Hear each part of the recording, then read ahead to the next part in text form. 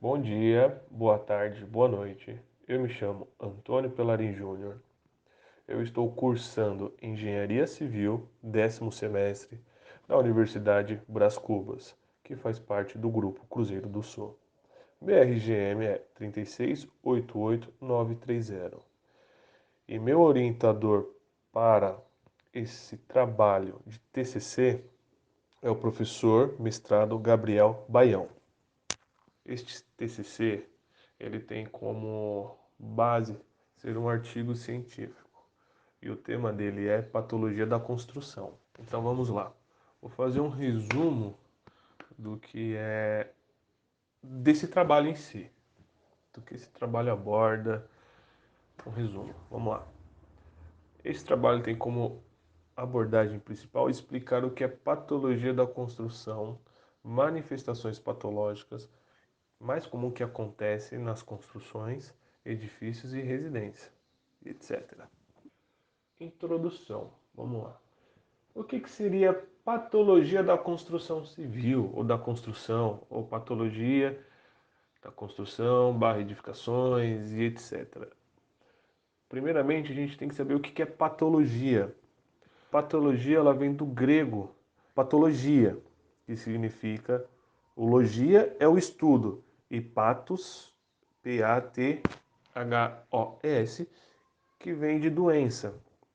Então, somando as duas palavras que vem do grego, fica patologia. Então, é o estudo de doença. Então, o que sugere que patologia da construção é o estudo da doença na construção. Então, o conceito patologia da construção, resumidamente, é estudar a doença que ocorre na construção, grosseiramente falando. E esse trabalho, esse TCC tem como esse objetivo explicar algumas patologias que ocorrem dentro da construção. Então, dando continuidade, vamos lá. Patologia das fundações de concreto armado. Patologia, acabei de explicar, que é o estudo da doença, de fundação de concreto armado. O que é fundação? Fundação são elementos responsáveis pela transferência das cargas da superestrutura para o terreno. Existem duas classes que dividem os tipos de fundação: as superficiais e as profundas. Cada tipo de fundação é escolhido de acordo com a capacidade de carga, condicionada pelo tipo de construção e pela utilização e o tipo de solo. Resumidamente, fundação é uma estrutura que permite a distribuição de cargas para o solo. E o que é concreto armado? Concreto armado é uma estrutura de concreto que possui em seu interior armações feitas com barras, vergalhões de aço e ferro. Essas armações são necessárias para atender à deficiência do concreto em resistir a esforço e tração. Seu forte é a resistência à compressão. Isso é indispensável na sua execução. Como assim? Resumidamente, o concreto armado é um tipo de estrutura que utiliza armações feitas de barra de aço e ferro. Exemplos de concreto armado: lajes, edificações, obras de saneamento, todo tipo de estrutura que vai utilizar barras de aço, de ferro, vergalhões e etc. Nesse slide eu mostro duas imagens de fundação. Temos a imagem do lado esquerdo e a do lado direito. Ambas são fundações que usam concreto armado, que são barras de vergalhões dentro da sua estrutura. A imagem da esquerda está correta e a da direita também. A diferença de uma para outra é que a imagem da direita ela tem uma impermeabilização. Isso ajuda bastante a evitar problemas futuros, uma patologia na estrutura futuramente, da umidade que vem do solo para a estrutura. A imagem do lado esquerdo não tem essa impermeabilização, podendo correr o risco de uma futura patologia na estrutura. Nesse próximo slide, estaremos falando de manifestações patológicas em fundações. No slide anterior tem aquelas duas imagens que eu mencionei, agora eu vou estar explicando algumas manifestações patológicas, sendo elas recalque, ataque por sulfato, reação álcali agregado, que todo mundo conhece como RA, a etringita tardia, que todo mundo conhece como DEF. Então vamos lá. O que é recalque? Recalque é o deslocamento vertical ou inclinado que uma edificação sofre devido ao deslocamento ocorrido no maciço de apoio das suas fundações. Os recalques são analisados sobre duas óticas: a do solo, que é a causa, e a da estrutura, o efeito. Todas as obras sofrem recalque, porém todas elas suportam um certo nível de recalque. Fazendo um resumo, nada mais é que o recalque é um fenômeno que ocorre quando uma edificação sofre um rebaixamento devido ao adensamento do solo na sua fundação. O solo cedeu e a estrutura vem junto. No próximo slide eu tenho alguns exemplos de recalque, algumas ilustrações. Tem o recalque de flexão, que são trincas que ocorrem, de tração, de momento cortante, de torção, de perda de aderência e de cargas concentradas. Nesse slide aí, nessa imagem que vocês podem ver, tudo isso aí é um tipo de recalque. Agora a gente tem alguns exemplos de recalques. Recalque por falta de homogeneidade no solo. Temos também recalque por rebaixamento do lençol freático, que sempre vai acontecer trinca, cisalhamento na estrutura. Temos recalque, fundação assentada sobre seções de corte e aterro, trincas de cisalhamento na alvenarias. Como vocês podem ver nessa imagem, a gente tem um terreno, que seria a clive, e nele tem trincas na estrutura por conta do tipo de terreno que ele foi projetada a estrutura, como segue a imagem. Outro tipo de recalque é recalque provocado por contração do solo, devido à retirada de água do solo por vegetação próxima. Nessa imagem vocês podem ver uma árvore e uma estrutura. Essa estrutura recebendo um tipo de recalque por conta da árvore ou a vegetação próxima que está removendo toda a água do solo. E aqui se encerra a explicação sobre recalque. Agora vamos falar de ataque por sulfato. Ao entrar em contato com águas ácidas, os álcalis do cimento são atacados, fazendo com que o teor de pH da estrutura caia, pois causam a decomposição dos compostos cimentícios e, se forem insolúveis, podem ser expansivos. A gravidade está diretamente ligada ao teor de sulfato presente no solo e na água que estão em contato com o concreto e com as características desse concreto. Para a preservação do ataque contra sulfato, é necessária uma ação ainda na fase de projetos, com a diminuição da relação água-cimento, com a utilização de cimentos pozolânicos e a adição de escórias de alto forno, sílica ativa ou cinza volante, ou uma utilização de cimento resistente a sulfato, RS, que são cimentos com baixo teor de C3A e C4AF, ferro, alumínio, tetracálcio. Essa patologia ela tem origem interna para externa. Ela começa a ocorrer após 90 dias. Então, o que é cimento pozolânicos? É um cimento que tem a adição de pozolana entre 15 a 50% dentro da sua composição, que ocorre uma menor porosidade dentro do cimento. Esse é o tipo de cimento específico para evitar ataques por sulfato. Outro detalhe importante também é que todos os sulfatos levam à deterioração do concreto do cimento Portland, mas o mecanismo e o grau de ataque depende do tipo de sulfato presente na estrutura.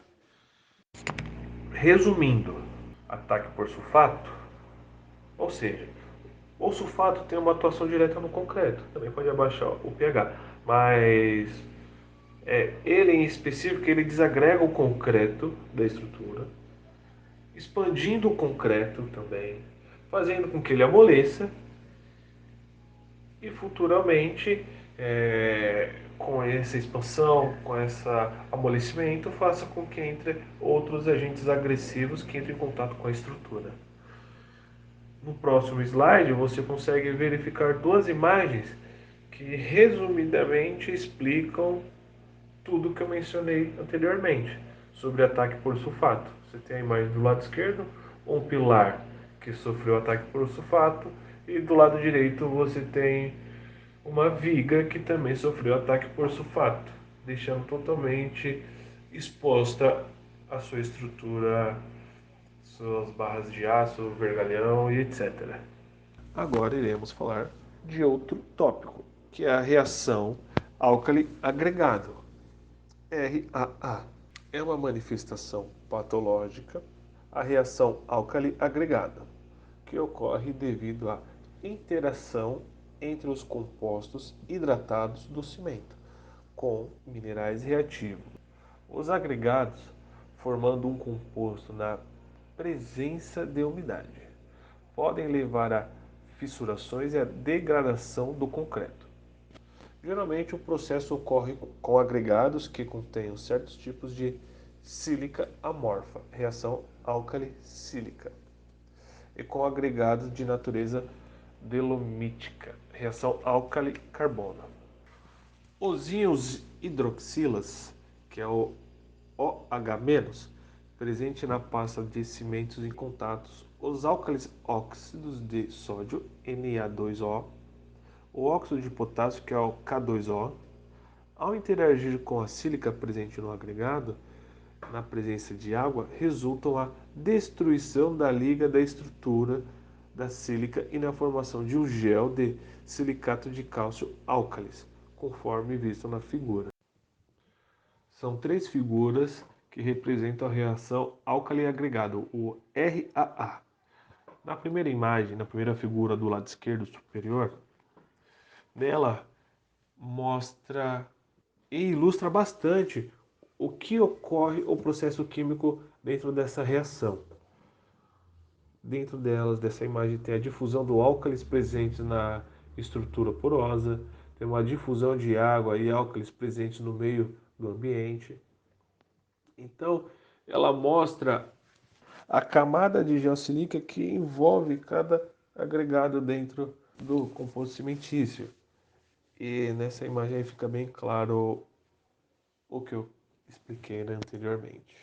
Então, a reação álcali agregado, o RAA, resumidamente, é uma reação química que ocorre internamente em uma estrutura de concreto entre os hidróxidos de alcalinos provenientes do cimento, da água e de assentamento, devido a aditivos químicos de adições bazolânicas, entre outros, e alguns minerais que compostam nos agregados.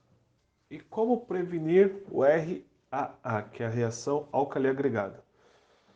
Pode ser feita a partir da eliminação de um dos fatores, ou seja, a partir do emprego de agregados inertes ou de cimento com baixos teores de álcalis, ou isolamento da umidade. E por último, a gente tem o último tópico chamado etrengita tardia, DEF. A etrengita, produto da hidratação do concreto, não é estável a temperatura superior a 65 graus. E quando submetida a tal temperatura, nas idades iniciais do concreto, se decompõe e forma o monossulfato hidratado, que é absorvido pela pasta de cimento. Normalmente, a estringia se forma nas primeiras idades, ou seja, dentro dos primeiros minutos decorridos entre o contato do cimento com a água, ainda na fase de pré-indução, e por isso é dominada de etrengita primária. O DEF, que é etrengita tardia, acontece quando a fonte de íons de sulfato interna e não externa, proveniente da utilização de um agregado contaminado com gipsita ou de cimento contendo teor de sulfato elevado, é então definida como uma formação de ettringita no concreto, após o endurecimento e sem qualquer fornecimento externo de sulfato, mas exposto à umidade. Resumindo, o que é ettringita tardia é um tipo especial de ataque por sulfato interno, que envolve altas temperaturas de cura acima de 65 graus. E exposto a alta temperatura e a alta umidade, cuja fonte do sulfato é o próprio cimento. Então, essa ettringita tardia acontece pela alta temperatura. Próximo slide, a gente tem três imagens de ettringita tardia, que é o DEF. Na imagem, na terceira imagem do lado direito superior, a gente tem o que ocorre. A gente tem o agregado e a pasta cimentícia. E logo em seguida, o que ocorre? Ocorre uma ruptura entre a ligação da pasta com o agregado, fazendo com que expanda. Nessa imagem fica visivelmente a reação que ocorre, que o agregado ele fica totalmente isolado da pasta cimentícia. E para a prevenção desse DEF, que é a ettringita tardia, usam algumas prevenções importantes, como limitar a temperatura máxima do concreto e da cura do cimento, né, da estrutura, evitar o contato da estrutura com água e umidade, limitar teores de sulfato, que é C3A no cimento, limitar o teor de álcalis no concreto, realizar ensaios de desempenhos de traço e controlar o teor de hidróxido de cálcio. Considerações finais. A patologia da construção civil pode ocorrer em qualquer etapa da obra, desde o seu início, que vem da elaboração do projeto, na preparação, na execução, no canteiro de obra e na sua conclusão. Pois, mediante a patologia na construção, temos algumas normas da ABNT-NBR, onde deve ter o máximo de atenção e seguir rigorosamente as normas da ABNT-NBR, pois tais normas têm a importância do controle, qualidade, padronização, verificação. São normas, regras regulamentadoras que ajudam no desenvolvimento e execução do projeto. Portanto, se seguirmos corretamente as NBRs, podemos executar um projeto com o mínimo de patologias possíveis. As patologias, quando for detectadas, como recalque, trincas, fissuras, rachaduras, ettringita tardia, reação álcali agregado e ataque por sulfato, devem ser corrigidas instantaneamente, onde, se não houver a correção, ela pode reduzir a vida útil ou a durabilidade das estruturas, edificações, residência e etc. Agradecimentos. Gostaria de agradecer primeiramente a Deus, segundo a minha família, que me apoiou muito nesse longo período, e agradecer à instituição Brás Cubas por ter abrido a porta para mim ter concluído o meu curso dentro das suas mediações, dentro das suas estruturas. Obrigado a todos e tenham uma boa tarde, um bom dia e uma boa noite.